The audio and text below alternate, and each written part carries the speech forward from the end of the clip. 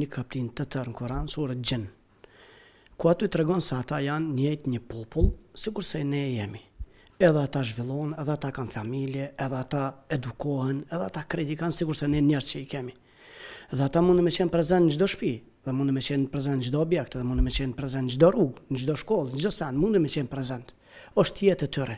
Për tyre ka, sikur se tregon Allahu që janë musliman, dhe për tyre ka që nuk janë musliman. Për tyre ka që janë rebel, që janë zullumçar, dhe për këtyre ka që e ndjekin fenë e tyre.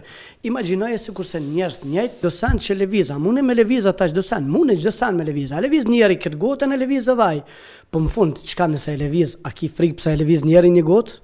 Qash ki frikë pse e lëviz e gjini një gotë? Sa mirë që kjo. As pak ma tepër. A jeti krijes edhe ajo është krijes, kur gjë ma tepër s'mundet me bo. Po kur ti e mbi forcën e tyre, atëherë kur je i lidhur me Allahun subhanahu wa taala.